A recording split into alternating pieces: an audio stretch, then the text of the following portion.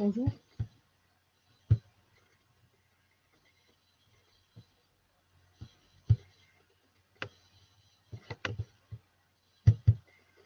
Bonjour.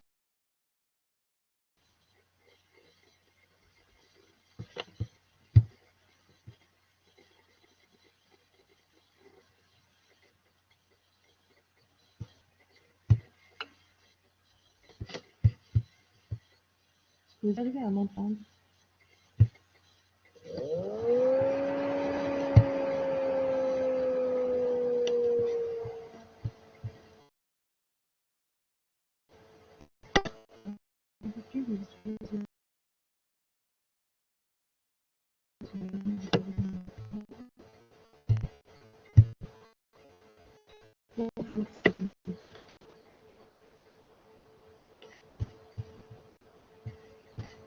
Alors vraiment, on va essayer de continuer ce chapitre-là concernant les programmes génétiques et de production en étudiant dans le cas des déchets, des produits résiduels, et c'est le cas de la vente, c'est-à-dire le cas des déchets et des produits qui sont vendables. Mais cette fois-ci, après traitement.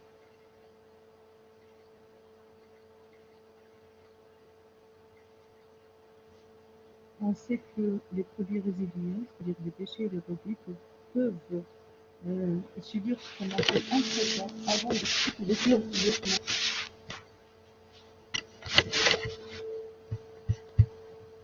Nous avons un exemple devant nous. L'entreprise Fnani utilise une seule matière première N pour la production d'un seul produit fini T.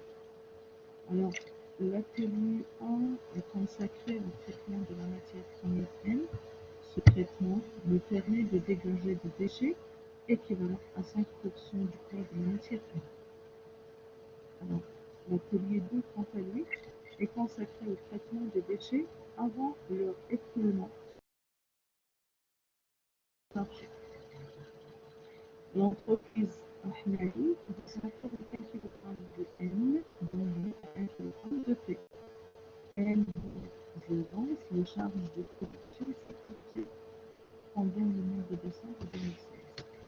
Alors nous avons ici différents types de charges, matière première, quantité NP, la main pour les deux ateliers, les charges indirectes également. Alors, les déchets traités ont été vendus sur le marché à un prix de 210 grammes le kilogramme. Les frais de distribution et le bénéfice représentent 20% du prix de vente des déchets traités. Travail à faire, calculer le coût de production des déchets et calculer le coût de production des produits finis. Alors, on va commencer par calculer le coût de production des déchets. Comment on va calculer ce coût de production? D'abord, on va commencer par le prix de vente. Le prix de vente des déchets, alors vous avez ici 200 kg, 210 grammes le kilogramme. Et vous avez une cote, la cote c'est 20% du prix de vente des déchets. Alors, le prix unitaire c'est 200. La quantité des déchets.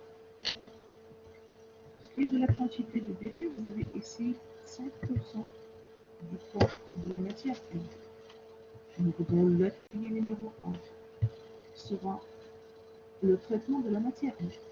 Ce traitement permet de dégager des déchets équivalents de 5% du poids de la matière N. Et cherchez la matière N. Alors, la matière première, vous avez 9000 kg. 9000 multiplié par 5%, ça vous donne la quantité des déchets.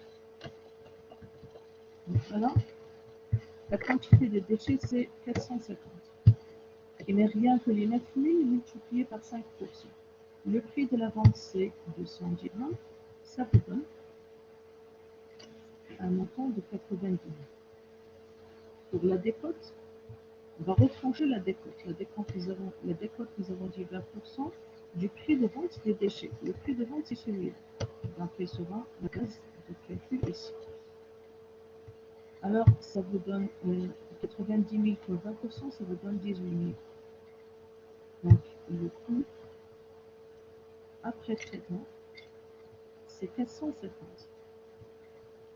le coût total c'est 72 000, c'est-à-dire qu'on va retrancher pour des cotes le coût unitaire 160.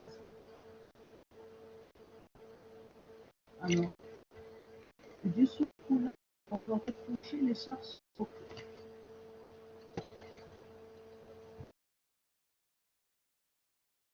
Donc, l'énoncé, on attend que la filière niveau 2, elle est consacrée au traitement des déchets.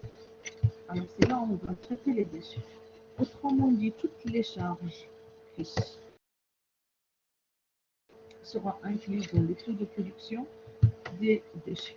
Alors, qu'est-ce que nous avons? La main-d'œuvre, donc on a 300 heures multipliées par 10 dirhams l'heure, et également pour les charges indirectes, 300 dirhams à 80 dirhams l'heure. On va essayer de retrancher les charges qui sont supportées. Voilà, la main-d'œuvre 300 à 10 dirhams et les charges indirectes, 300 heures multipliées par 80. On va retrancher, vous avez ici aussi un négatif, on va retrancher les coûts du traitement.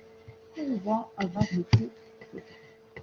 Alors, des 72 000, c'est-à-dire le coût après calcul. On va retrancher les charges. Les charges supportées, on va avoir le coût de production des déchets. Quantité vendue, la quantité des déchets vendus, 450, ça nous donne 110. Après, on va calculer le coût de production des produits finis. Alors, le coût de production des produits kilogrammes à 45 dirhams le kilogramme. La main-d'œuvre, nous avons le produit A, 1300 heures à 12 dirhams l'heure. Et pour les charges indirectes, c'est toujours le produit A, 17 700. Donc, nous n'avons pas ici d'autres charges dans l'énoncé, et on va retrancher le coût de production des déchets vendus. C'est-à-dire qu'on va retrancher les 45 000. Et on va avoir en fin de compte, c'est-à-dire de 405 000, on va, de 405 000, on va retrancher les 45 000, on ajoute les charges relatives à la main-d'œuvre et les charges indirectes. On va avoir le coût de production. De production suffisante. Pour ce qui est de la quantité qui est vendue, la quantité par c'est la quantité produite. Donc on va avoir la quantité de la matière première de laquelle on va retrancher la quantité de déchets vendus. On va avoir 1550.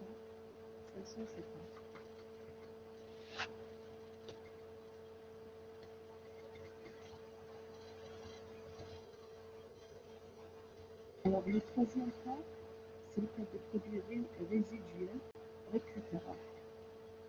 Alors récupérables, ceci veut dire qu'on va essayer de les intégrer soit dans la production des mêmes produits quand ils sont issus, soit dans d'autres produits. Donc, ces produits-là sont valorisés au prix du marché ou bien un prix forfaitaire, duquel on diminue la décote. Bien sûr, le prix représente les charges de distribution et la marge bénéficiaire. Dans le cas où nous avons les produits résiduels, dans le cas où ils sont utilisés dans la fabrication des produits dont ils sont issus, on va ajouter leur valeur au coût de production du produit fini en question. Mais dans le cas où ils seront réutilisés dans d'autres produits,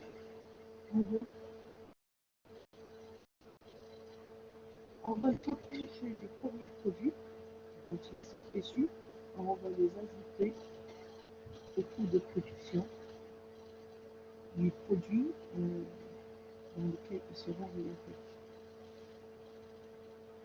En février 2017, pour produire 8000 unités de produits finis, les charges supportées par l'entreprise Atlas se présentent comme suit. Alors nous avons la matière première 4000 kg de bronze à 10 dirhams le kilogramme. Pour la main-d'œuvre, nous avons 1000 heures à 20 dirhams l'heure. Les charges indirectes de production 15 885. L'entreprise des emplois de 400 kg représente des déchets récupérables sans traitement, dont la valeur marchande est de 800 dirhams. 300 kg sont des déchets réintégrés dans la production du même mois. En outre, l'entreprise a utilisé 150 kg de déchets provenant du mois précédent, dont la valeur est égale à 315 dirhams. Après, calculer le prix de production de l'entreprise.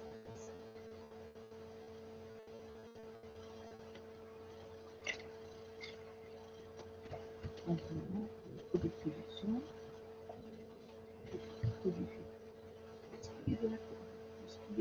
On va essayer d'énumérer les différentes charges. Alors, pour la matière première, on vous dit 4000 kg de bronze à 12 dirhams de kilogramme. Alors, voilà. Pour ce qui est des charges indirectes, nous avons 1000 heures, 20 dirhams l'heure.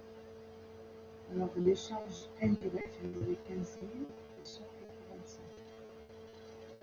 Alors, pour les déchets, les avons 400 kg représentent des déchets récupérables sans traitement. Nous avons des déchets récupérables sans traitement. Alors ici, vous allez trancher leur valeur. C'est des récupérables qui seront vendus sur le marché. Alors vous avez la valeur marchande qui est égale à 800 dirhams. Le prix de 26 800. Autrement dit, ils seront écoulés sur le marché, donc on va retrancher leur valeur. Si 400, le prix unitaire est égal à 2. Vous avez 300 kg sont des déchets réintégrés dans la production du même mois. Alors, 300 réintégrés dans la production du même mois, c'est-à-dire que vous allez avoir le net 2, et ici, notre valeur c'est 600. On réintégrer, on va ajouter avec les périodes, et seront avec un signe, seront mentionnés avec un signe positif. Oui, ici, on voit que l'entreprise utiliser 150 grammes de déchets provenant du mois précédent. Dans la valeur qui est à 315. Donc voilà, on va essayer d'ajouter, puisqu'elles sont réintégrées, ajouter leur valeur. Mais les quantités évaluées à 205, le conducteur sera différent, puisque le valeur du mois précédent, donc on va le plus de l'année. Alors, le coût de production total, on va essayer de faire une somme. Puisque vous avez ici bien sûr une somme dépassée négative, ça va donc être 34 000 divisé par le 1000. On va voir la quantité qui est quantité des produits qui est égal à 8 000. On va avoir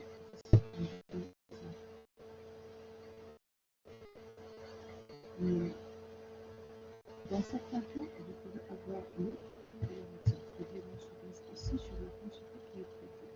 Et là, vous allez avoir une autre quantité qui est traitée. C'est-à-dire le produit fini sera une quantité qui est traitée.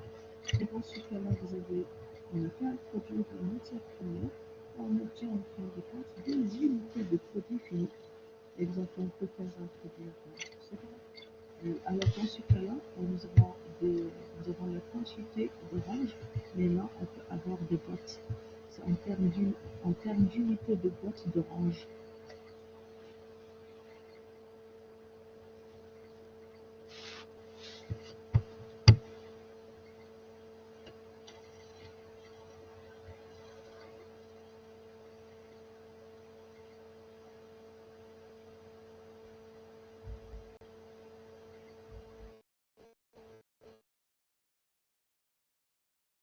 Pour les sous-produits, alors les sous-produits, ce sont des produits qui sont secondaires. On peut les obtenir en même temps de transformation. C'est l'exemple des produits dans l'industrie chimique. On trouve de nombreux sous-produits.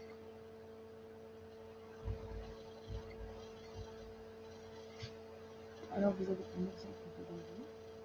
L'entreprise Danone utilise la matière première N pour la production des produits finis P. Le produit A est consacré au traitement de la matière première. Ce traitement lui permet de dégager des produits finis P et des sous-produits S. Les sous-produits représentent 20% du poids du produit fini P. L'atelier 2, quant à lui, est consacré au traitement des sous-produits. Alors, les charges de production supportées par l'entreprise vendue pendant le mois d'octobre 2000 se présentent ainsi. 267 130 dirhams le kilogramme. La main-d'œuvre, vous avez les deux ateliers, donc le nombre d'heures avec le comité, les charges évidemment. Le prix de vente du sous-produit est égal à 41 dirhams. Les charges de distribution et le bénéfice représentent 18% du prix de vente. Travail à faire, calculer le coût de production des produits finis de l'entreprise vendue. Mais ici, on vous demande de calculer le coût de production de l'entreprise vendue. Alors nous avons le produit principal et nous avons le sous-produit. Il n'y a aucune mention sur la quantité des sous-produits et la quantité du produit principal. On ne vous donne plus la quantité du produit et la quantité de la matière. On vous avance que dans le numéro 1, c'est le traitement de la matière M. Ce traitement nous permet de dégager des produits finis et des sous-produits. Les sous-produits représentent 20% du poids des produits finis. Alors, la matière M qui est traitée est égale à 9 kg. Donc, vous avez P plus S, c'est-à-dire le produit principal plus le produit secondaire, vous donne 9000. Ou bien la quantité traitée de la matière 9, qui est égale à 9000 kg, elle vous donne le produit P et le produit S. On vous dit que les sous-produits, c'est-à-dire les sous-produits, représentent 20% du produit principal. Donc,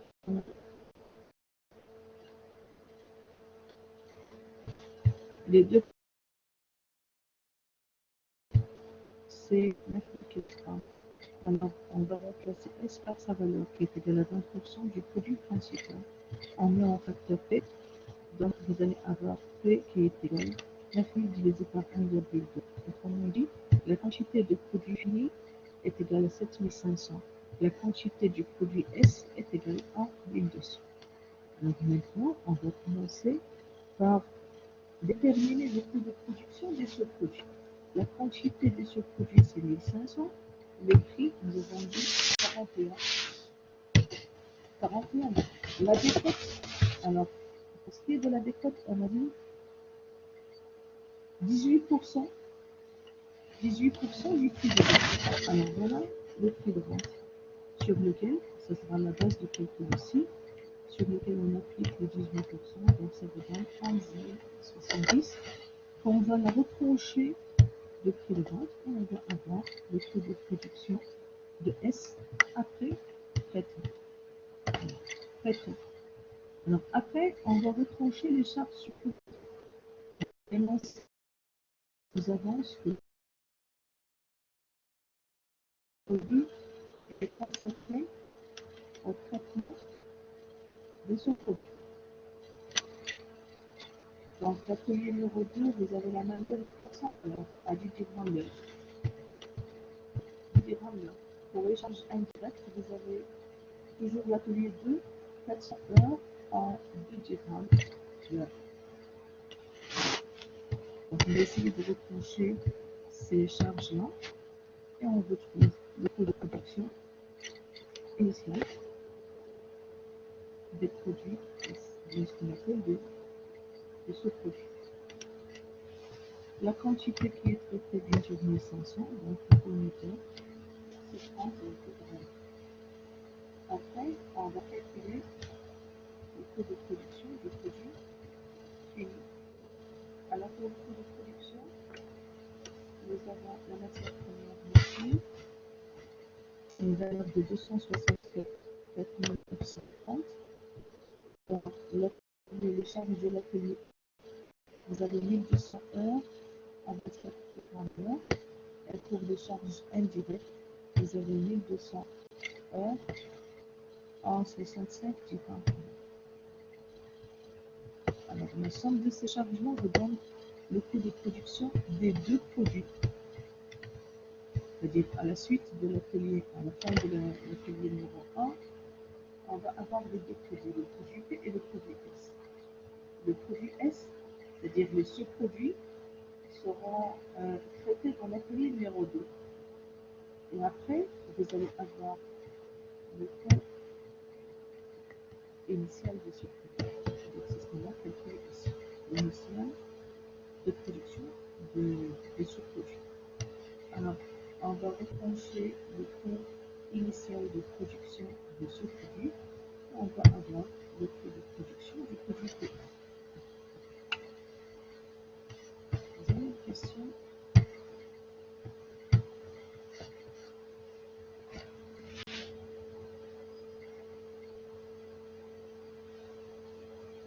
Waham, vous ne m'entendez pas?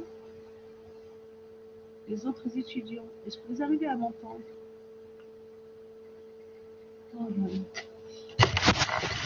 Et maintenant?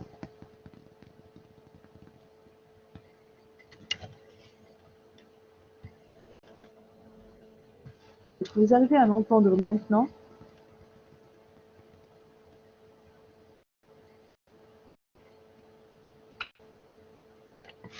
Alors, j'étais loin de... Merci, j'étais loin de mon PC. Voilà, donc on a avancé que vous allez avoir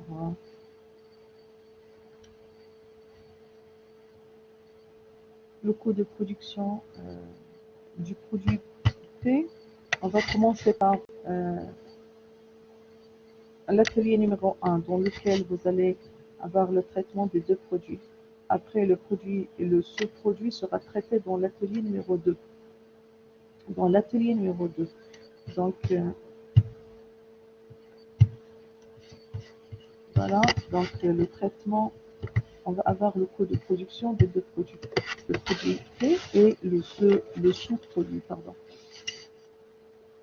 Après, le sous-produit sera traité dans l'atelier numéro 2. Et pour avoir le coût de production du produit P, on va retrancher le coût de production des produits du sous-produit S. Et voilà, donc vous allez avoir le coût unitaire de production du produit P, 43,48. Donc voilà, donc nous allons nous arrêter ici pour ce chapitre.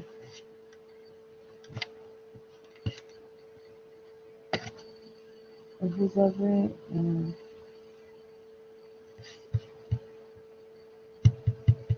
le manuel. Alors je répète que le manuel se trouve dans le kiosque à côté de la porte des étudiants de la faculté. Alors vous contactez Hamid et vous pouvez avoir, c'est là que vous pouvez avoir votre manuel.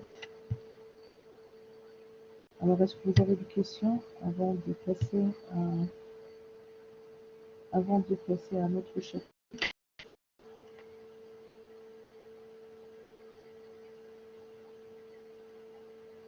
J'attends vos questions. Est-ce que vous avez des questions ou est-ce que vous n'avez pas compris quelque chose?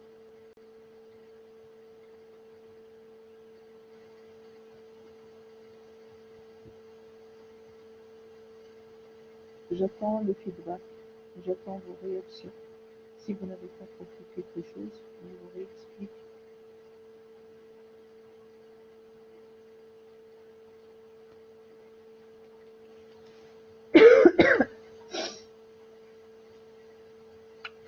Merci, Fatem Zahra. Donc, puisque vous avez compris, on va passer à un autre chapitre.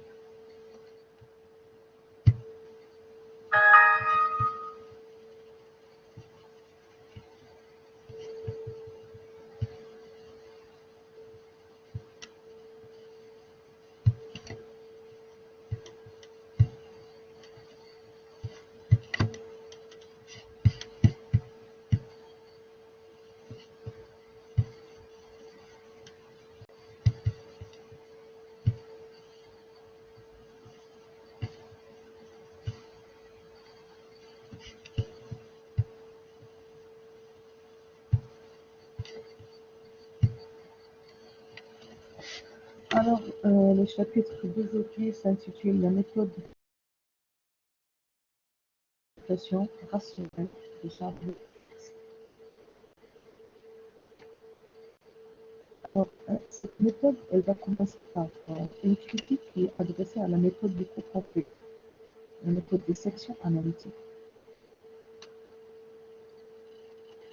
Comme vous regardez dans le tableau suivant, vous avez ici 3 mois, avril, mai et juin. Vous avez les unités produites qui diffèrent. Vous avez ici 2000, 2600, 2500. Vous avez les charges qui sont variables et les charges qui sont fixes. Alors, les charges fixes, on répète, les charges fixes sont fixes quelle que soit la quantité produite. Donc, elles ne dépendent plus de l'activité. Pour ce qui est des charges variables, alors vous avez ici des charges qui varient. Les charges totales, donc c'est la somme des charges variables, charges fixes, donc dans les 3 colonnes. Les charges unitaires, vous avez ici les charges unitaires. Les charges unitaires, regardez, là vous avez 50, là c'est 47,69 et là c'est 48. Donc à chaque fois qu'il y a une modification de la quantité, pour la méthode de section analytique, vous allez avoir le coût unitaire et également le coût global qui diffère. Alors, si on essaie de décortiquer le coût unitaire, on va avoir le coût variable unitaire et le coût fixe unitaire. Le coût variable unitaire, il est fixe unitairement. C'est-à-dire, si vous allez prendre le coût, on va vous dire que le coût unitaire, c'est 40 dirhams pour chaque unité qui est produite. Donc, 40 multiplié par 2000, ça vous donne 80 000. Les mêmes 40 multipliés par 2600, ça vous donne 104 000. Les 40 multipliés par 2500, ça vous donne 100 000. Alors, les charges variables varient globalement, mais unitairement, elles sont fixes. Alors, c'est la première tranche de ce qu'on appelle le coût unitaire. La deuxième tranche, c'est les charges fixes unitaires. Les charges fixes, vous avez ici 10, là vous avez 7,69 et là vous avez 8.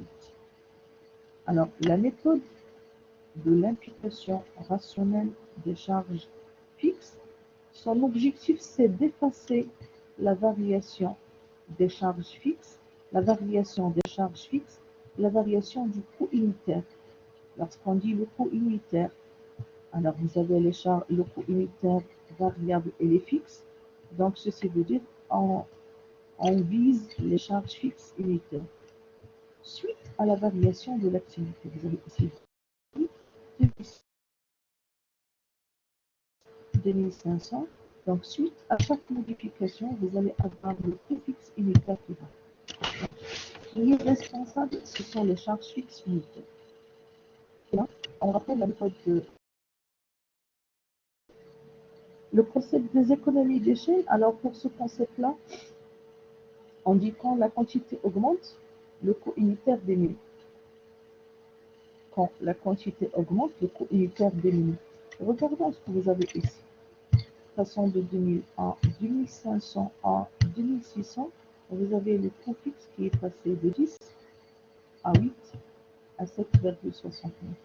C'est-à-dire quand la quantité augmente, le coût unitaire diminue. C'est ça le principe des économies d'échelle. Alors, le problème qui est posé pour la méthode de l'application rationnelle, elle est logique dans la mesure où vous allez établir des devis pour les clients. Alors, regardez, le coût unitaire et le coût unitaire, pardon, et le coût global vont varier suite à la variation de la quantité demandée par le client. C'est-à-dire, si vous voulez une quantité de 2000, on va vous dire, on va vous compter 10. On va vous compter, pardon, 50. Si vous voulez 2600, le coût unitaire sera 47, pardon, 69. Si vous allez commander 2500, le coût sera 48. Et si il y a d'autres quantités, sachez que le coût unitaire va changer.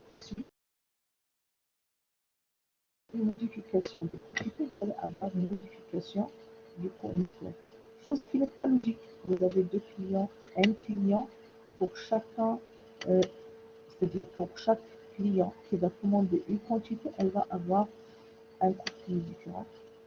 Le principe de la méthode de l'imputation rationnelle, c'est qu'elle veut, son objectif, c'est dépasser la variation du coût unitaire suite à une variation de l'activité. Comment elle peut faire ceci? C'est en mettant le doigt sur les charges fixes et en apportant des modifications aux charges fixes. Comment? Alors, on vous dit, si par exemple une activité travaille à 75%, c'est un centre qui travaille à 75%, elle doit supporter 75% des charges fixes. C'est-à-dire, on ne va imputer que on ne va imputer les charges fixes que dans la proportion de l'activité. S'il travaille 100%, donc il va avoir 100% de charges. S'il travaille moins, on va lui imputer moins. Et s'il travaille plus, on va lui imputer plus. Alors, c'est ça le principe de façon générale. L'objectif de cette méthode, c'est d'effacer ou d'éliminer la variation du coût unitaire suite à la variation de l'action. Alors, j'ai commencé par cet exercice pour vous montrer en fin de compte, par ce tableau précisément, pour vous montrer de quoi il s'agit. On va commencer par le critère de la variabilité des charges. D'abord, la méthode de l'imputation rationnelle sera sur la répartition des charges entre fixes et variables. Mais elle prend en totalité les charges. Elle prend la totalité des charges. Il se base sur la répartition de charges fixes et de charges variables. Alors, nous allons jeter un coup d'œil sur ces charges-là. Alors, les charges fixes, nous avons dit que les charges fixes sont fixes, quelle que soit l'activité de l'entreprise. Alors, lorsqu'on dit l'activité, c'est en termes d'unité, on est en train de traiter les charges. En termes d'unité d'œuvre, en termes d'unité produite, en termes de, c'est-à-dire de quantité de matières premières, vous pouvez avoir différentes unités d'œuvre. Alors, vous avez ici les charges fixes totales. On parle des charges fixes totales et sans fixes, quelle que soit l'activité de l'entreprise. Donc, elles ne varient plus avec l'activité de l'entreprise. Exemple, dans l'exemple que nous avons vu, nous avons les charges fixes totales qui est égale à 20 000. Alors, 20 000, vous allez produire 5 unités. Vous allez produire 10 unités. Vous allez produire 50 unités, 100 unités. Toujours, vous allez avoir le même niveau. Si vous allez produire 0, alors produire 0, dans certains cas, l'entreprise ferme carrément les portes. Et lorsqu'elle ferme les portes de la société, dans un congé, ce qu'on appelle un congé pour l'ensemble du personnel. Dans ce cas-là, s'il n'y a plus d'activité, vous allez avoir quand même les charges qui sont supportées. Les charges fixes qui sont supportées, par exemple, l'assurance des véhicules, que vous allez faire circuler le véhicule ou non, vous allez le supporter. Par exemple, le loyer. Donc, vous pouvez avoir différents exemples concernant les charges fixes. Nous avons dit que les charges fixes sont fixes quelle que soit l'activité de l'entreprise et sont représentées par une droite qui est parallèle à l'axe des X. Alors, on dit que les charges fixes totales varient par palier. Alors, pareil, ici, vous avez les charges qui sont fixes. Par exemple, on vous dit d'une activité de l'entreprise de 0 à 10 000, vous allez avoir un niveau de charge de 20 000.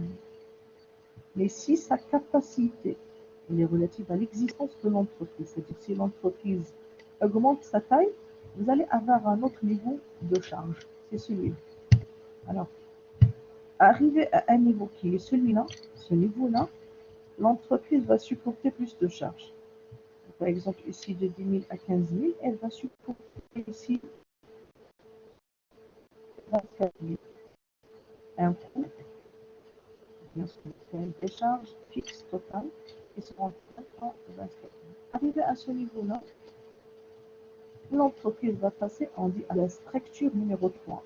Ici, la structure numéro 1, celle-là, c'est la structure numéro 1, celle-là, c'est la structure numéro 2, et celle-là, c'est la structure numéro 3. Alors là, elle va supporter un autre niveau, par exemple ici 40 000 dirhams, suite à l'augmentation de la société. Alors, pour les charges fixes unitaires, bien sûr, les charges fixes unitaires, ce n'est que les charges fixes divisées par la quantité. On va avoir B divisé par X. Donc, ceci, les charges fixes unitaires seront représentées par une droite, par une courbe qui est décroissante de gauche à droite. Les charges variables. Alors, les charges variables, ce sont des charges qui varient globalement. Globalement, vous avez ici les charges globales. Elles peuvent varier soit strictement proportionnelles, on peut avoir une stricte proportionnalité des charges variables. Vous pouvez avoir des charges qui sont plus que proportionnelles et vous pouvez avoir des charges qui sont moins que proportionnelles. Donc voilà, pour ce qui est des charges fixes unitaires, des charges variables unitaires, vous allez avoir les charges variables, c'est AX divisé par X, ça vous donne 1. Alors 1 représente les charges variables unitaires. Regardez les charges variables, globalement, elles varient unitairement, pardon, unitairement, elles sont fixes. Dans l'exemple, Y égale à 40 dirhams. Les charges semi-variables. Alors, les charges semi-variables peuvent être représentées comme suit. Y est égal à X plus B. B représente les charges fixes totales. A, c'est les charges variables unitaires. Ce qu'on appelle, c'est le coût variable unitaire. Et X, c'est l'activité de l'entreprise, ou bien ce qu'on appelle le niveau d'activité de l'entreprise. Y représente les charges variables totales.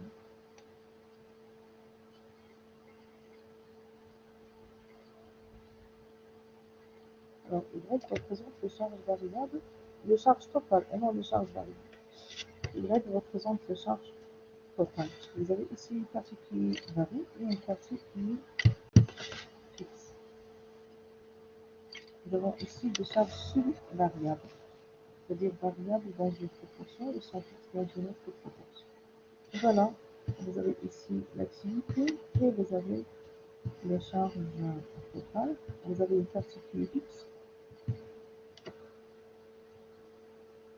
Dans notre cas, nous avons 20 000. Donc ici, les charges fixes sont égales à 20 000. Donc ici, B est égal à 20 000. Et c'est là où vous allez passer donc votre droite. Il va être égal à X plus B. Donc vous allez passer cette droite-là. Les charges semi-variables, donc on va prendre cette équation et la diviser par X. On va avoir ici A. X divisé par X, ça vous donne 1. Et B divisé par X, donc ça vous donne 2 divisé par X. Ici, on va simplifier. Donc, s'il y a des charges semi-variables, s'il y a des charges variables, on va simplifier par X. Vous allez avoir le coût unitaire, coût variable unitaire qui est égal à 1. Alors, le coût unitaire, vous allez avoir Y qui est égal à 1 plus B divisé par X. Comment on peut répartir les charges variables et les charges fixes? Vous avez la méthode des moindres carrés, que vous avez déjà vu en statistique descriptive. Donc, elle va vous permettre de faire la répartition entre charges fixes et charges variables. Vous avez A, c'est la somme des x i moins x bar, qui multiplie y moins y bar tout sur la somme des x i moins x bar au carré. Et B, c'est y bar moins x bar. Avec x bar, c'est la somme des x i sur n, et y bar, c'est la somme des y i.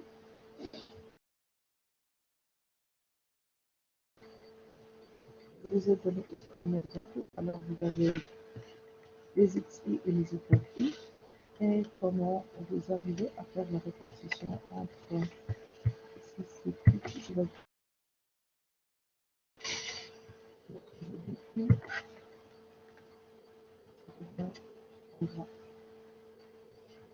alors voilà, c'est comment vous allez passer à travers le calcul à déterminer la fonction.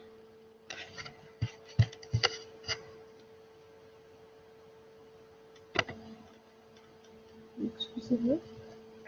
Alors la fonction c'est celle-là, y qui est égal à x plus b. Alors y est égal à 5,78x plus 272,93. Alors vous avez les charges fixes totales, c'est cette partie-là. Et là vous avez le coût variable unitaire qui est égal à 5,78. Donc le compte du coût est passé par la covariance. Le principe et la méthode de calcul, nous avons dit que cette méthode de l'imputation, la méthode qui est la méthode de l'imputation rationnelle des charges fixes, elle ne va inclure dans les charges que la part des charges fixes calculées en référence à un niveau d'activité défini comme normal. Alors, le niveau d'activité qui est défini comme normal, c'est un niveau qui reflète la capacité maximale de production de l'entreprise. Vous avez des étapes à suivre pour arriver à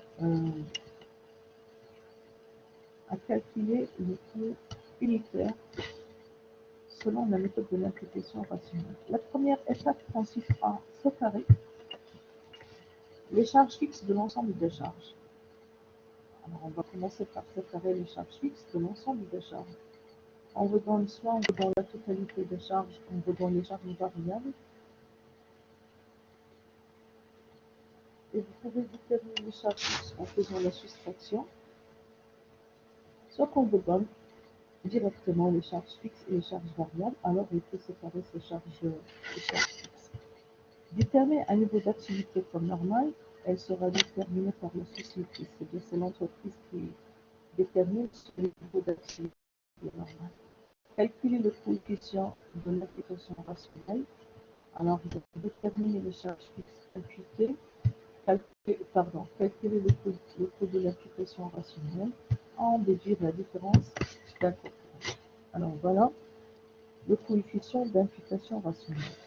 Le coefficient d'imputation rationnelle est égal à l'activité réelle divisé par l'activité normale. L'activité réelle divisé par l'activité normale.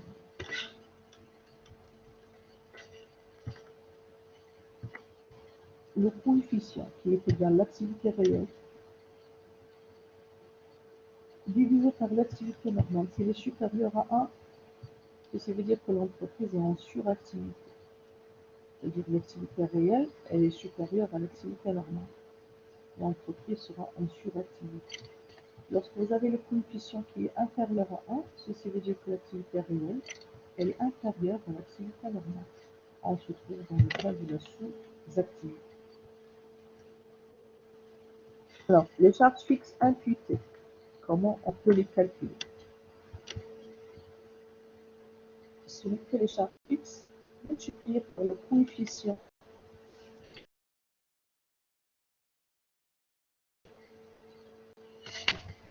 d'imputation rationnelle. Le coût de l'imputation rationnelle, c'est les charges variables réelles. Et la différence d'imputation, c'est les charges fixes réelles moins les charges fixes imputées. Alors, ce sont les étapes par lesquelles on va passer pour déterminer le coût selon la méthode de l'imputation rationnelle des charges fixes. Alors, je vous répète, on va commencer par distinguer les charges variables des charges fixes. On va commencer par séparer les charges fixes des charges variables. Alors, on calcule le coefficient de l'imputation rationnelle, qui est égal. C'est un rapport. L'activité réelle divisée par l'activité normale. Après, on calcule les charges fixes imputées. Les charges fixes imputées, ce n'est que les charges qui sont fixes, mais qu'on va les multiplier par le coefficient de l'imputation rationnelle. Alors, le coût de l'imputation rationnelle, comme son nom l'indique, on va inclure les charges fixes imputées auxquelles les charges variables réelles.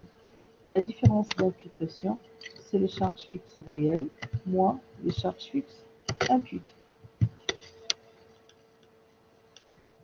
Alors, pour ce qui est de la différence d'imputation, si cette différence d'imputation est négative, c'est-à-dire inférieure à 0, ceci veut dire que les charges fixes réelles sont inférieures aux charges fixes qui sont imputées. Alors, dans ce cas-là, on se retrouve avec un bonus de suractivité. Un bonus de suractivité. Et que les charges fixes qui sont réelles sont inférieures aux charges fixes qui sont imputées. Dans le cas contraire, donc vous allez avoir l'entreprise qui réalise un coût de chômage.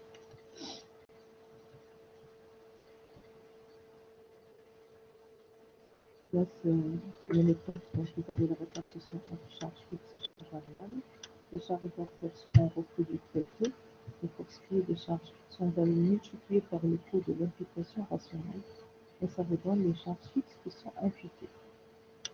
Alors, la somme de ces deux éléments, à savoir les charges variables et les charges fixes imputées, ça vous donne le coût de l'imputation rationnelle. Si vous faites la différence entre les charges, entre le coût supporté auparavant, c'est-à-dire du coût réel, et le coût de l'imputation rationnelle, vous allez avoir une différence d'imputation. Ou bien entre les charges fixes, alors je ne prends que les charges fixes réelles, et les charges fixes qui sont imputées, vous allez avoir la différence d'imputation rationnelle. Alors, on va reprendre cet exemple-là, et on va essayer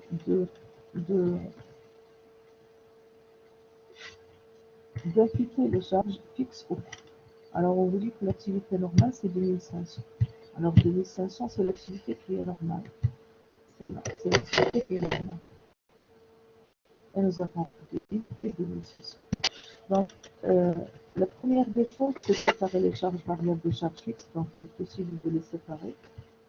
Deuxièmement, calculer le coefficient de l'imputation rationnelle.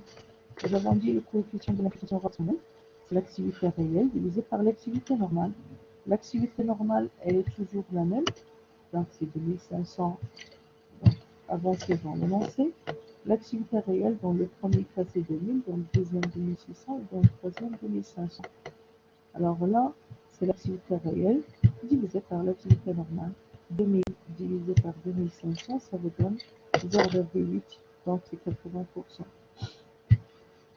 Pour ce qui est du deuxième cas, l'activité réelle 2600 divisé par 2500, qui est l'activité normale, ça vous donne 1,04. Comme on dit, c'est 104%. Alors là, on est en suractivité. Dans le premier cas, on était en sous-activité. Alors dans le troisième cas, vous avez la coïncidence, donc c'est 100%, puisque l'activité réelle coïncide avec l'activité normale. Après le calcul du coefficient de l'imputation rationnelle, on va calculer les charges fixes imputées.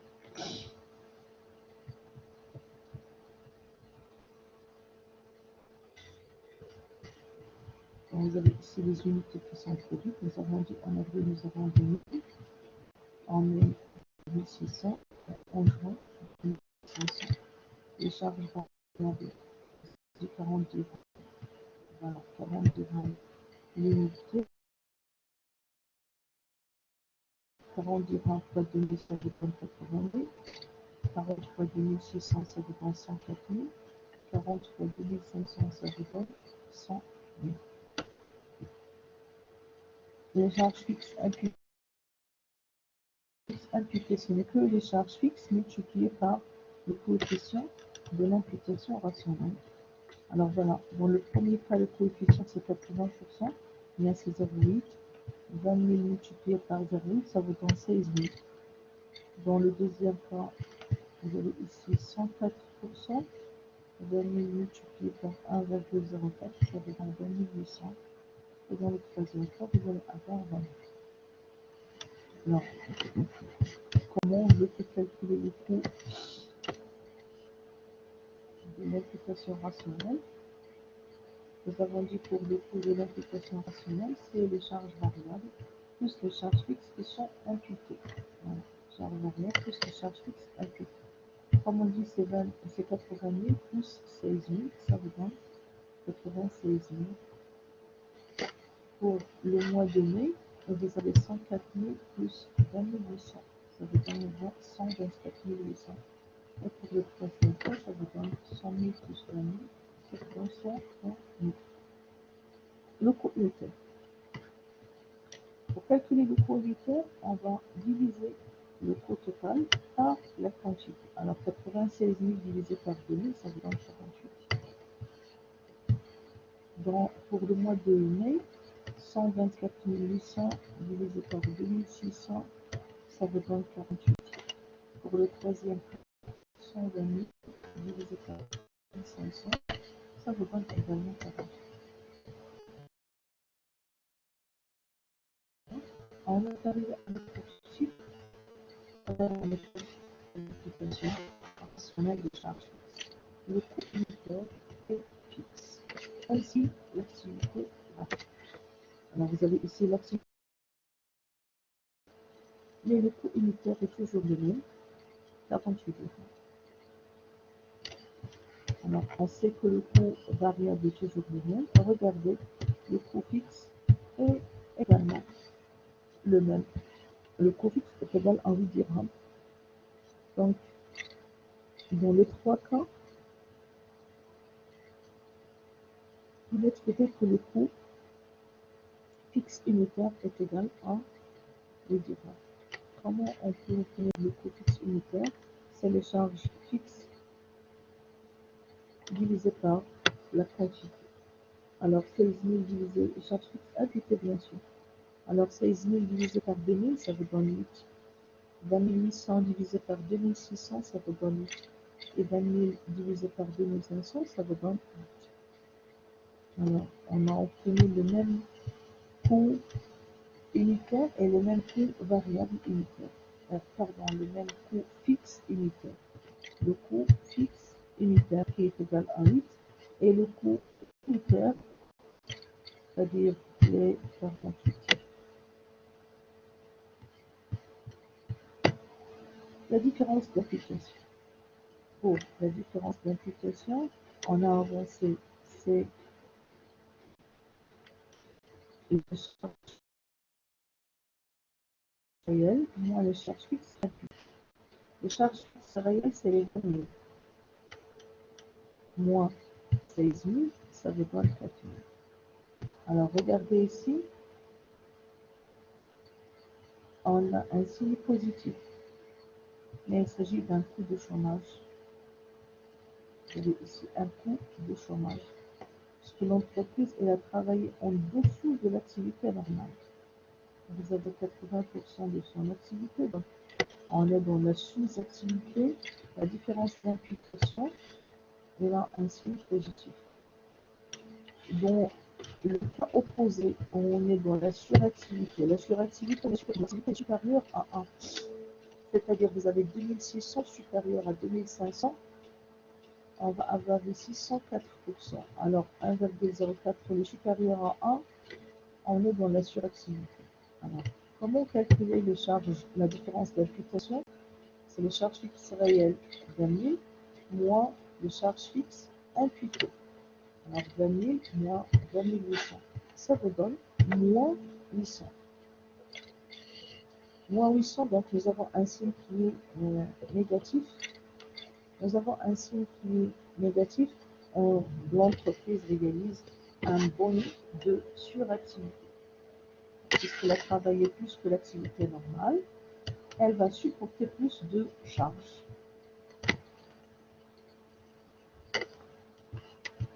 Dans le troisième cas, c'est la coïncidence. Donc, 20 000 moins 20 000, ça vous donne un zéro. Les charges fixes réelles sont égales aux charges fixes imputées.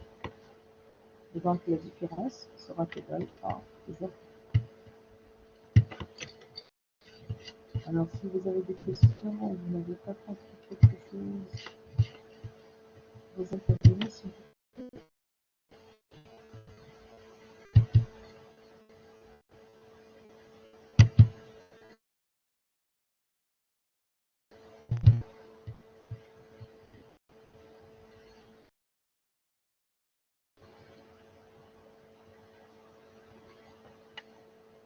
Est-ce que vous avez des questions?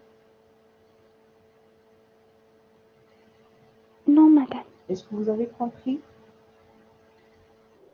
Oui, madame, on a bien compris. Est-ce que vous avez compris? Oui, Merci, madame, on a bien compris. Alors, on continue. Merci. Alors, pour ce qui est de la représentation graphique, comment on va représenter graphiquement? Alors, vous avez deux cas. Vous avez la méthode du coût complet et vous avez la méthode de l'imputation rationnelle des charges. Pour ce qui est de la méthode du coût complet, alors, c'est la somme des charges variables et des charges fixes.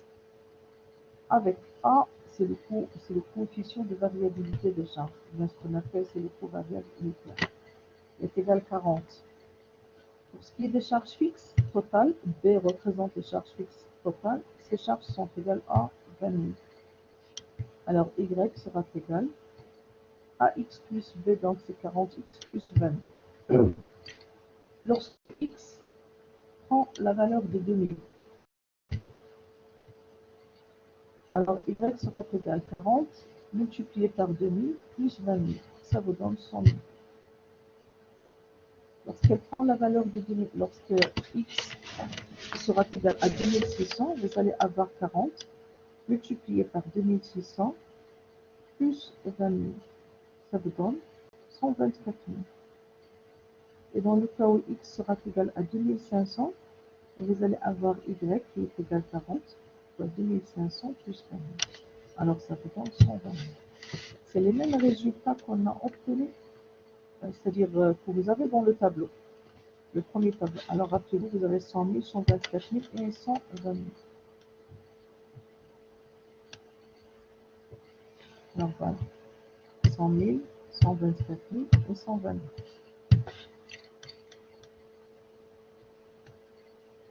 Donc, le coût de l'imputation rationnelle.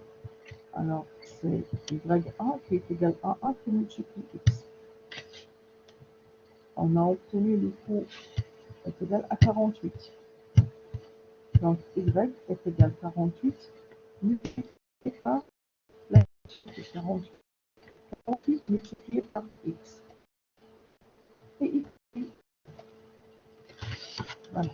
A1, c'est le coût unitaire d'imputation rationnelle. Elle est égale à 48. Alors, l'équation, c'est celle-là. Y1 égale A1 qui multiplie X. Lorsque X varie, donc bien sûr le coût va varier. Alors, quand X prend la valeur de 2000, Y1 sera égal à 96 000. S'il passe à 2600, donc quand l'activité passe à 2600, le coût de l'imputation rationnelle sera égal à 124 800. Et lorsqu'elle passe à 2500, le coût va passer à 120 000. Donc voilà, en valeur, vous avez 96 000, 124 800 et 120 000. Bon, vous avez la coïncidence pour les deux ici. Pour 2500, c'est égal à 120 000. Et là également, pour 2500, vous avez un coût qui est égal à 120 000. Mais pour l'activité de 2000 et 2600, vous allez avoir des coûts qui sont différents selon les deux méthodes.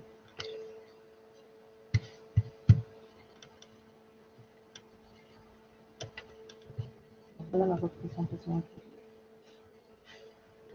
Vous avez une activité de 2500. Alors, nous avons dit 3 niveaux. Lorsque x est égal à 2500, le coût est égal à 120 000. Alors, vous avez ici un point. Lorsque x est égal à 2000, c'est-à-dire on va essayer de représenter ces points-là. Lorsque x est égal à 2000, y est égal à 100 000. Et lorsque x est égal à 2600, y sera égal à 124 000.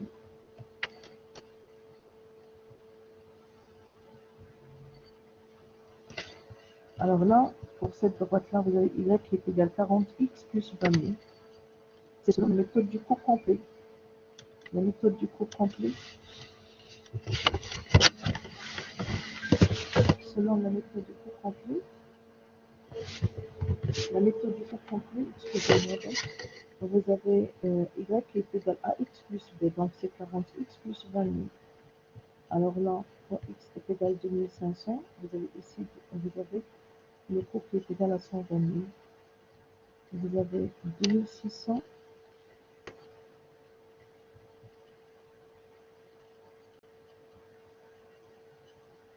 Ça vous donne 124 900.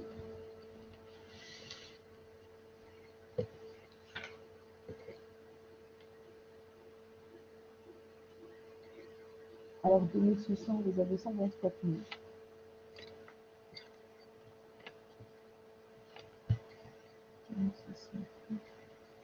Et ici, donc c'est très proche. Et 2000, alors ça vous donne 100 000. Voilà, c'est ce point-là. Bien sûr, vous avez ici 40x plus 20 000. 20 000, c'est les charges fixes. Donc, on va commencer par 20 000. Vous avez ici la droite. Son point de départ, c'est les charges fixes. Okay. Et il suffit d'avoir deux points. Vous pouvez tracer votre droite. Pour ce qui est de la méthode de l'imputation rationnelle, vous avez y qui est égal à 48x. Alors, c'est cette droite-là. Elle est égale à 48x.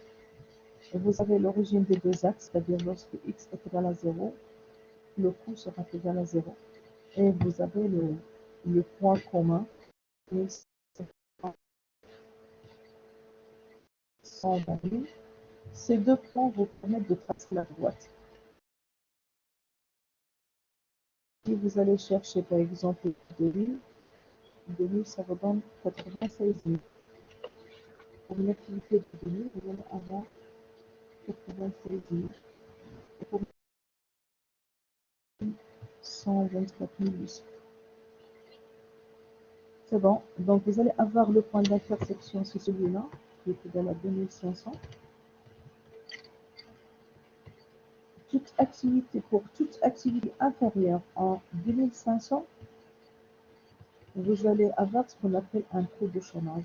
L'entreprise réalise un coût de chômage. Et pour toute activité qui est supérieure à 2500, l'entreprise va réaliser ce qu'on appelle un bonus de suractivité. Il est mentionné ici, un bonus de suractivité. Voilà, donc c'est la représentation graphique.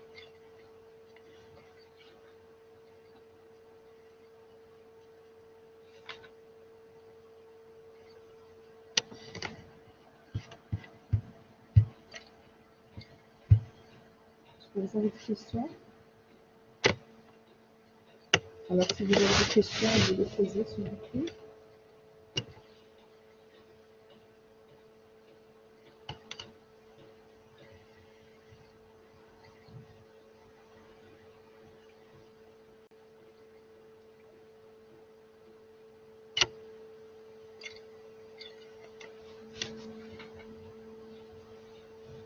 J'attends vos questions.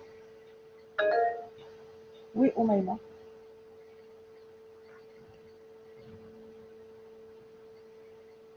Omaïma, vous avez demandé la parole.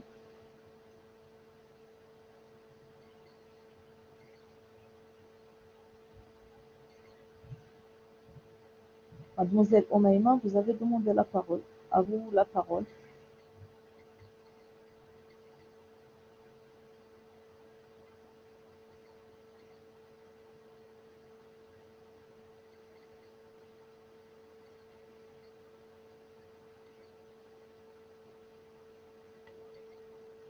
Il y a un problème de connectivité.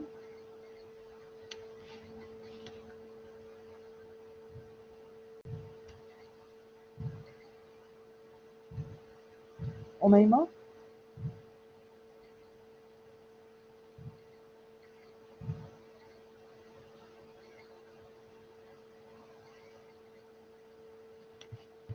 Est-ce que vous avez des questions? J'espère que vous avez compris. Madame, Oui. est-ce qu'on a le droit d'utiliser la méthode qu'on veut? Pardon?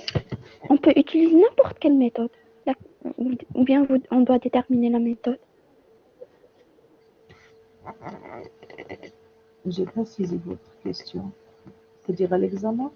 Oui. Oui, lors de l'examen. Alors, on vous précise la méthode. On vous précise la méthode. Si on vous donne la D'accord. méthode de l'imputation rationnelle, on va préciser la méthode à suivre. Et si on vous donne la méthode du cours complet, donc du moment que vous allez regarder l'exercice avec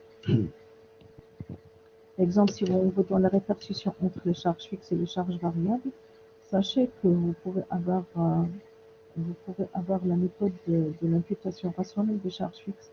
Mais si on vous donne les charges qui sont regroupées, il n'y a aucune indication sur le fait de séparer ces deux charges-là. Donc, dans ce cas-là, c'est la méthode des sections analytiques. D'accord, madame. Merci. Aucun problème. Est-ce qu'il y a d'autres questions? Alors, je vous répète. Vous avez l'ouvrage, vous devez faire les exercices qui se trouvent dans l'ouvrage.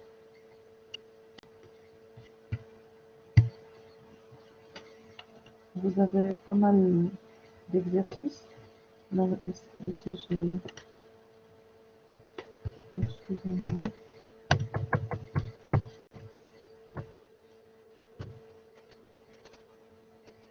Alors voilà, nous avons un exemple. Une société fabrique deux produits P1 et P2 en utilisant la méthode de l'implication rationnelle des charges fixes.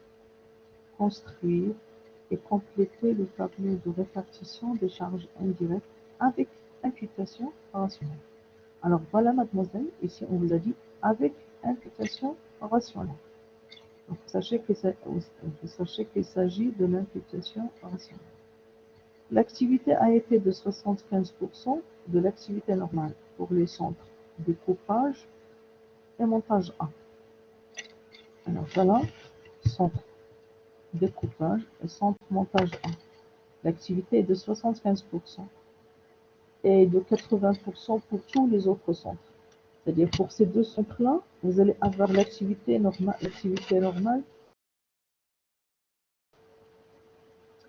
l'activité qui est égale à 75% de l'activité normale. Pour les autres,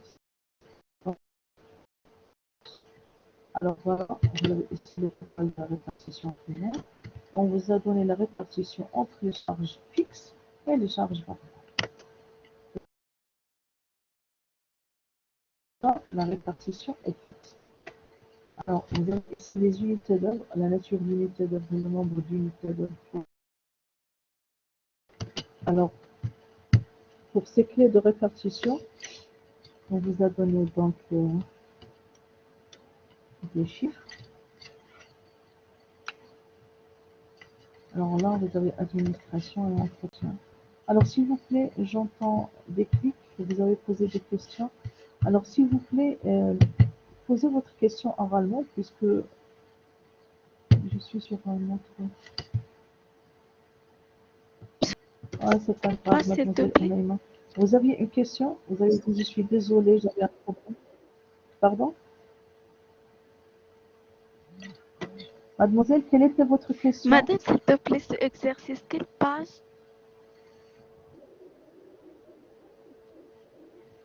Pardon?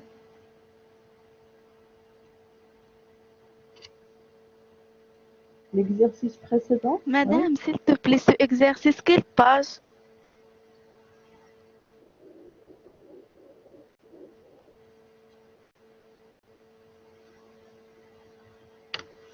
Dans le livre.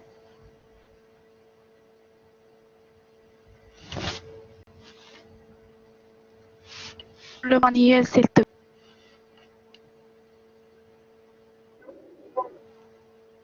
Oui, j'ai compris votre question. Dans certains cas, je peux.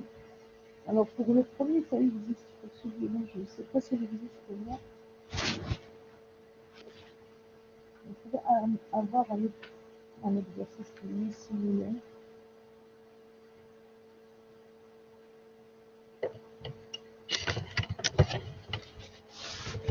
Excusez-moi. Alors, celui-là.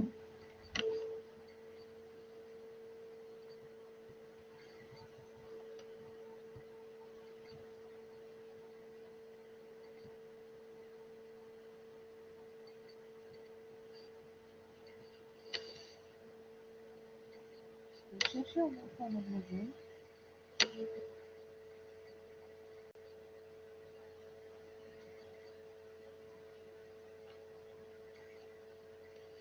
Vous pouvez avoir un exercice qui est similaire.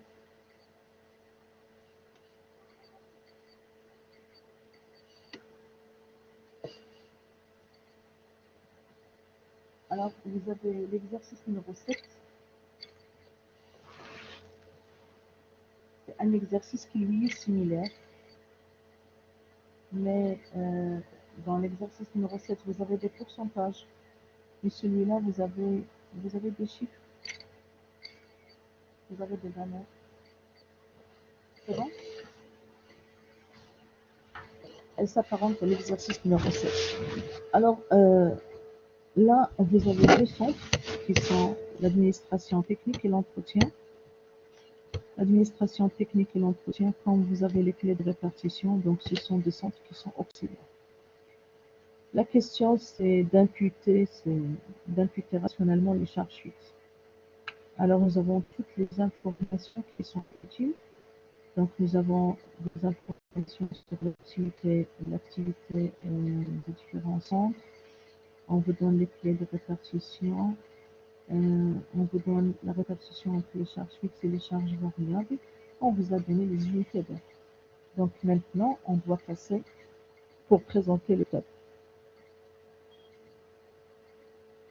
Alors pour le tableau, on va commencer par cette répartition-là. Vous avez les charges fixes et les charges qui sont variables.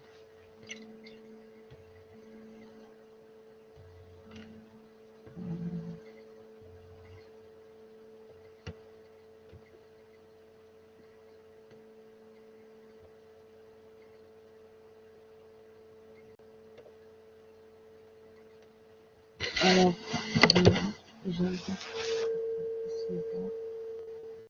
le premier, c'est le total de la répartition primaire. Alors, si vous voulez que je vous explique l'exercice numéro 7 qui se trouve dans le manuel, j'explique l'exercice numéro 7. J'attends une réponse. Si vous voulez que je passe sur l'exercice numéro 7, j'explique l'exercice numéro 7, puisque vous avez déjà la page qui est claire.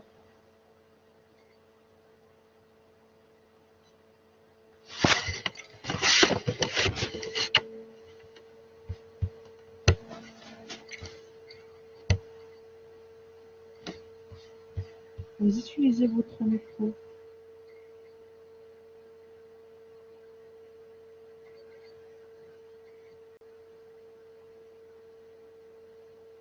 Est-ce que j'explique l'exercice qui se trouve dans le manuel? Madame, vous pouvez nous expliquer celui-là?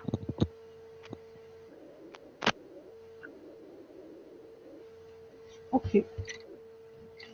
Alors,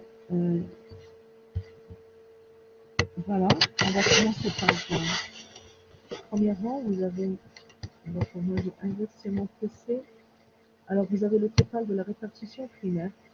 Alors, j'ai pris les différents centres, tous les centres, et j'ai fait la répartition entre les charges fixes et les charges variables. Chaque colonne sera divisée en deux, c'est-à-dire chaque centre sera divisé en deux. Et là, vous allez avoir les charges fixes et les charges qui varient. Alors, pour le premier, 440 000, 440 000, l'entretien également, c'est-à-dire simplement, j'ai pris les différents centres, et chaque centre sera divisé en deux. Chaque centre, vous allez avoir la partie des charges, c'est la partie des charges. Alors, dans la deuxième ligne, j'ai calculé le coefficient de l'imputation rationnelle. Alors, ce coefficient, c'est une donnée dans l'exercice. On dit que pour tous les centres, vous allez avoir 80%, sauf découpage et montage 1. Alors, regardez, pour le découpage, vous avez 0,75. Et pour le montage 1, vous avez 0,75. Et pour tous les centres, tous les autres centres, vous avez 80%. C'est bon?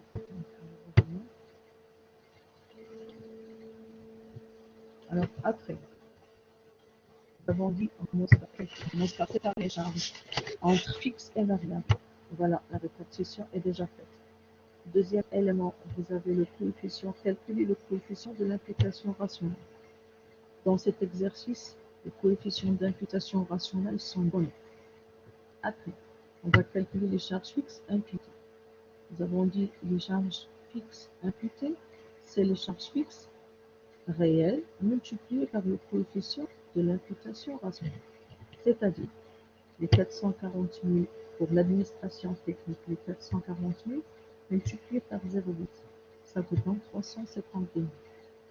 Alors, pour l'entretien, c'est 250 000 multiplié par 0,8, ça vous donne 200 000. Pour l'approvisionnement, c'est les 244 000 multiplié par 0,8, ça vous donne 195 200. Pour le découpage,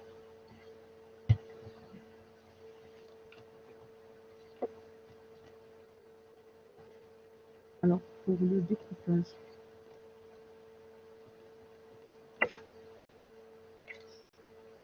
vous avez 105 000 multiplié par 0,75, ça vous donne 78 750.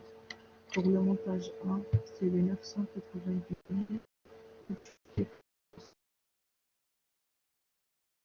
par 740 500. Pour le montage 2, c'est 1 180 000 multiplié par 0,8, ça vous donne 958 400. Et la distribution, c'est pareil.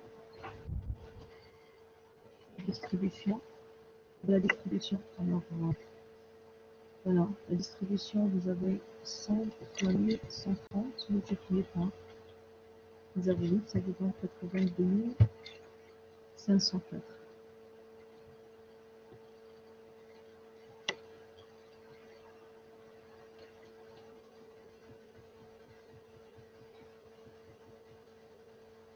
Alors, après, on va calculer la différence d'imputation. Pour la différence d'imputation, nous avons dit c'est les charges fixes réelles moins les charges fixes imputées.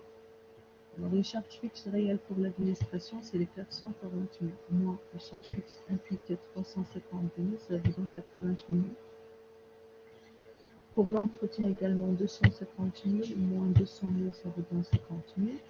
Pour l'approvisionnement, 244 000 moins 195 200, ça vous donne 48 800. Et ainsi de suite pour les autres. Donc, je boucle, je vais avoir le coût de l'imputation rationnelle. Nous avons dit le coût de l'imputation rationnelle, c'est les charges variables plus les charges fixes imputées. Alors, 440 000 plus 352, ça vous donne 700. L'entretien, c'est les 250 000 plus les 200 000, ça vous donne 450 000. Pour l'approvisionnement, 776 000 plus 195 200, ça vous donne 171 200. Et ainsi de suite pour les autres. Alors, c'est là où on va faire la répartition secondaire. Il faut faire la remarque. On va commencer par la répartition entre charges fixes et charges variables. On a calculé le coefficient de l'imputation rationnelle, les charges fixes imputées et la différence d'imputation rationnelle. On a calculé le coût de l'imputation rationnelle. Ce n'est qu'à ce moment qu'on peut établir la différence d'imputation rationnelle. Quand vous savez, à ce moment, on va faire la répartition secondaire. Alors, ici, vous avez les centres auxiliaires, vous avez l'administration et l'entretien. Alors, l'administration sera égale sans coût, c'est-à-dire les 792 000. On va travailler comme base. Auparavant, dans la méthode de section analytique, on prend le total de la répartition primaire. Mais pour la méthode de l'imputation rationnelle, on va prendre comme base de calcul le coût de l'imputation rationnelle. Le coût de l'imputation rationnelle. Alors, le coût, ici vous avez 792 000 pour l'administration technique, pour l'entretien, c'est 450 000.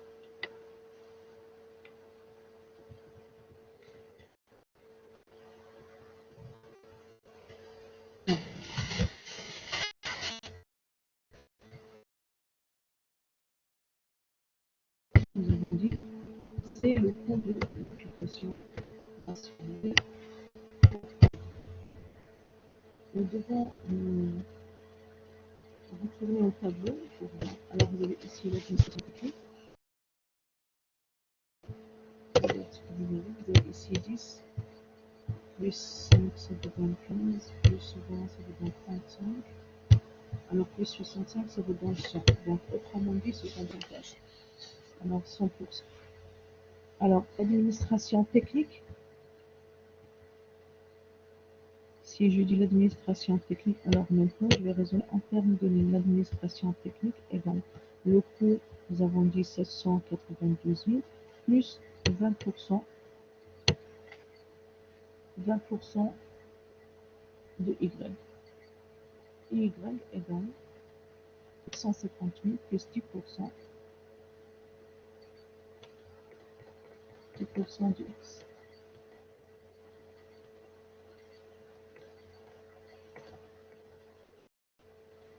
Vous avez les deux, donc c'est comme auparavant, on poste Y par sa valeur dans la première équation. Vous allez avoir un seul inconnu corrigé de la valeur de X et en différant également la valeur de Y. Avec 900 000 et 540 000.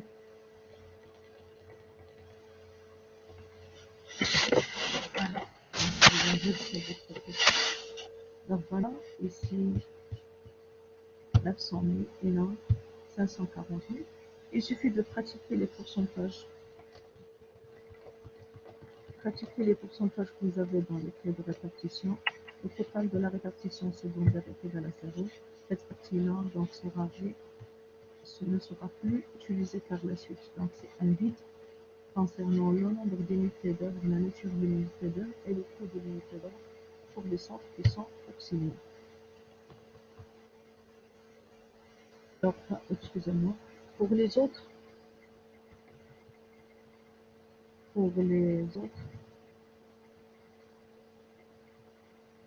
voilà. Pour les autres, vous allez pratiquer donc les pourcentages. Vous allez faire la somme de ces prestations reçues c'est-à-dire pour chaque centre, vous allez faire la somme des prestations reçues avec le coût de l'imputation rationnelle. Vous allez avoir ici le coût de secondaire. Il suffit de mentionner la nature de l'unité d'œuvre, le nombre d'unités d'œuvre, et donc le coût de l'unité d'œuvre. Vous pouvez le diviser par le nombre d'unités d'heure, ça vous donne le coût de l'unité d'heure. Pour les différents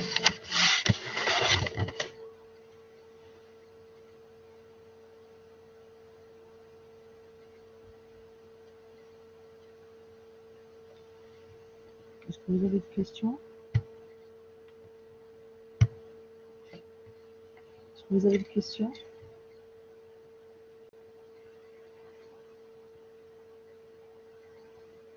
Est-ce que vous avez des questions? J'attends votre réaction, s'il vous plaît.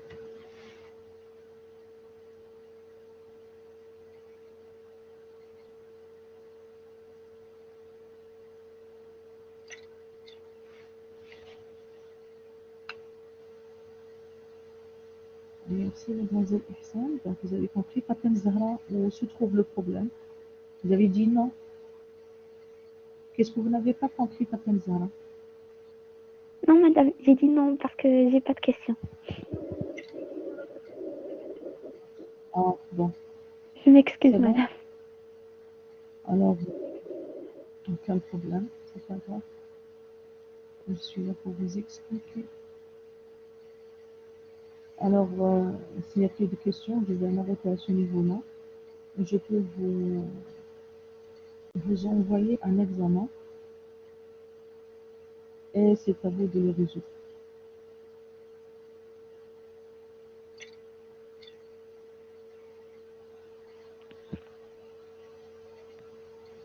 Madame, Mademoiselle, s'il vous plaît, lors d'examen, on aura la même façon dans des examens précédents. La même manière. Même si c'est un QCM.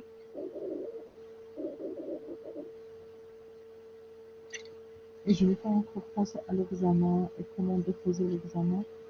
Tout mon souci, c'est de vous faire comprendre la matière. Si vous comprenez, alors vous serez capable de répondre à n'importe quel type de question. D'accord, madame. Merci. Mademoiselle, vous avez posé une question, aucun problème. Vous n'arrivez pas. Alors voilà, madame, j'arrive pas à activer mon micro. Je voulais juste savoir si on refait tous les exercices faits avec vous et ce que c'est, est-ce que c'est suffisant pour la préparation de l'examen. Alors, vous savez, mademoiselle, on est en train de travailler dans des circonstances qui sont délicates. La méthode, c'est que vous avez et que vous devez avoir votre document devant vous, par exemple le manuel devant vous, et vous allez avoir une base. Vous allez avoir une pensée devant vous, et moi j'applique la solution. C'est la façon qui est idéale. Et moi également, je vais avoir nuancé devant moi. Parce que le fait d'aller et revenir entre énoncé et solution, ça pose un problème de concentration. Et avoir l'énoncé devant. Est-ce que c'est suffisant? Voilà, je vous ai donné l'essentiel. Mais vous devez faire les exercices que se trouvent dans l'ouvrage. Vous devez chercher d'autres ouvrages si vous voulez.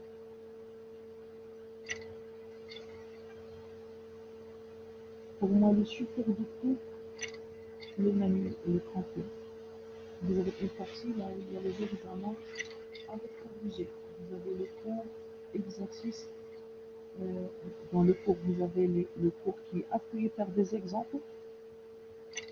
Rien que le chapitre qu'on vient d'achever, c'est-à-dire celui de problèmes relatifs au coût des productions, vous avez les environs de 15, si je ne me trompe pas, de 15 exemples inclus dans le cours. 14. Et pour ce qui est de la partie des examens, vous avez les examens qui sont corrigés. J'ai pris quelques examens avec correction que j'ai mentionné ici.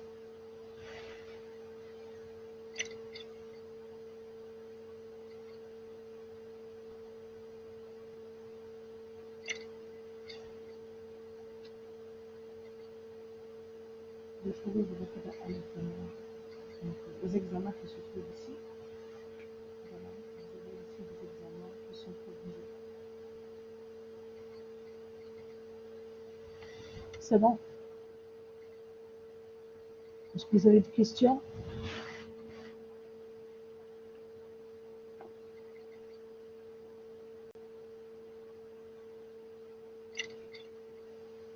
Aucune question?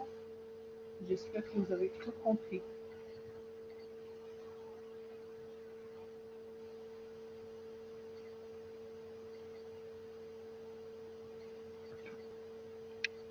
Bonjour madame. Bonjour. Et s'il vous plaît madame, est-ce que nous aurons un examen en commun avec les ensembles 3 et 4?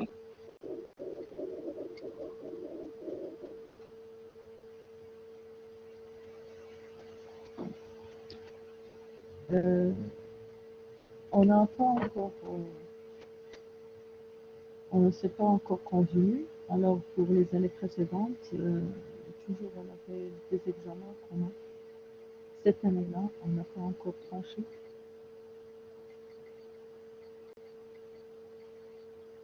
C'est bon? Oui, merci beaucoup madame.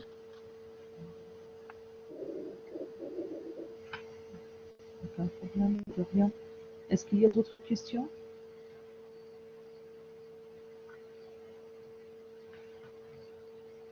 Alors, Madame, s'il te l'essentiel pour plaît, l'examen, c'était... vous pouvez vous référer à la partie des examens. Et que je- Pardon? Madame, s'il vous plaît, c'était la dernière séance.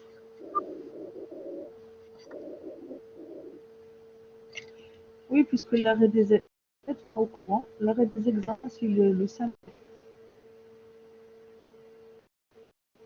L'arrêt des cours, c'est le samedi. Et les examens, c'est prochainement.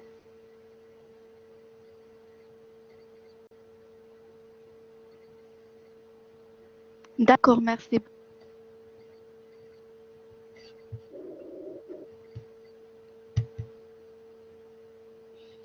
De rien.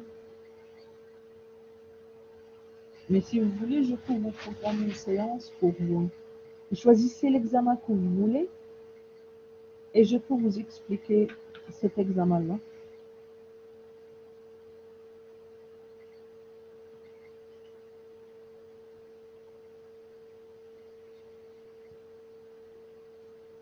C'est bon? Alors, vous choisissez quel examen?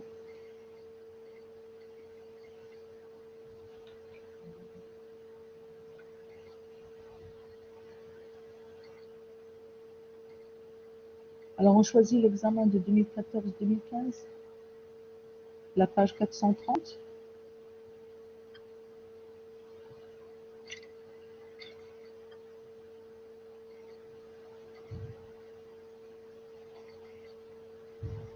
Oui, oui madame. Et surtout l'examen 2015-2016.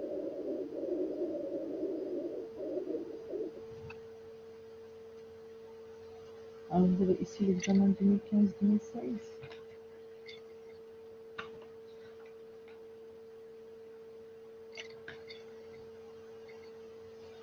Il n'est pas mentionné ici.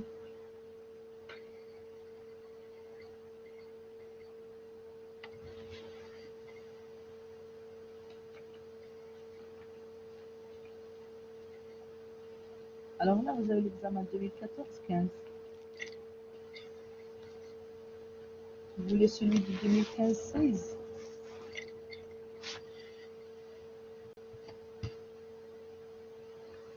Oui, c'est possible madame. Ok, je vais le chercher.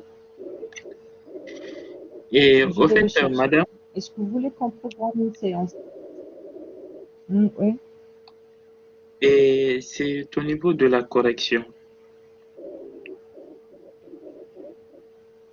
Vu que souvent, quand c'est le prof Moussamer qui corrige, les résultats diffèrent un peu Mhm. des vôtres. Lorsque l'on suit votre méthode, ça diffère de celui de l'autre prof. C'est la raison pour laquelle même je demandais si nous aurons un sujet en commun, vu que maintenant ça sera en ligne et que il y aura qu'une seule réponse qui sera juste.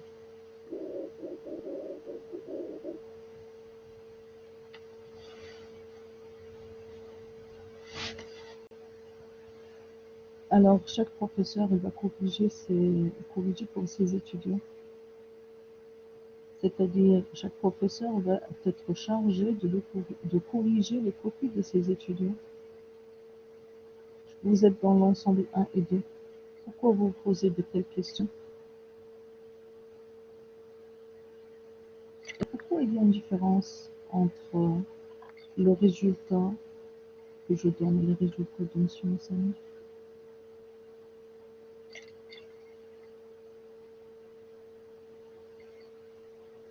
Ben, vous me répondez, jeune homme.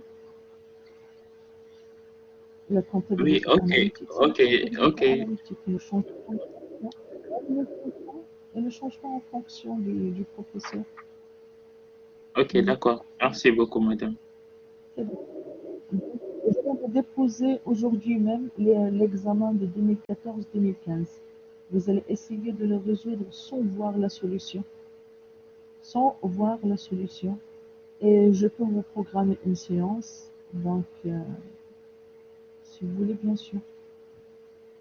Il suffit de m'indiquer le temps où on pourra faire cette séance-là.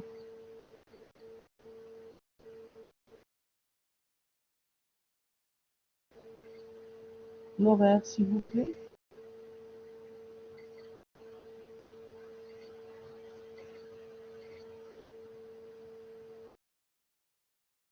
Vous arrange pour une séance de rattrapage.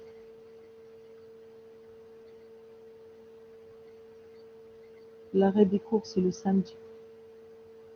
Alors, c'est une date avant le samedi. Est-ce qu'il y a quelqu'un qui a le courage de nous proposer une séance?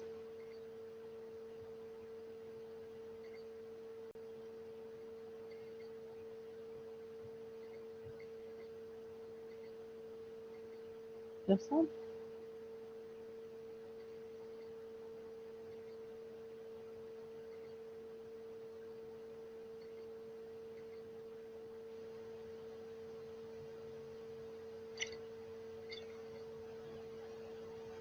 Est-ce que vous avez cours le mercredi?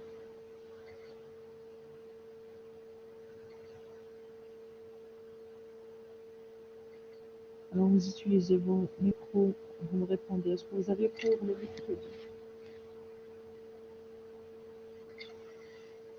Oui, Ihsan.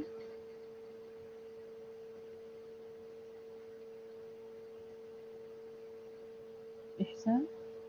Est-ce que vous avez cours le mercredi? Non, madame, on n'a pas le cours.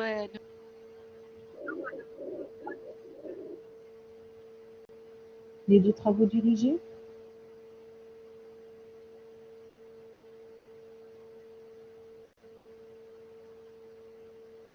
Alors, je vais vous programmer une séance.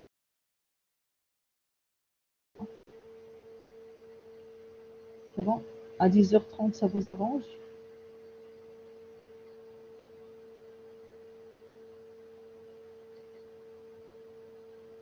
À 10h30, ça vous arrange?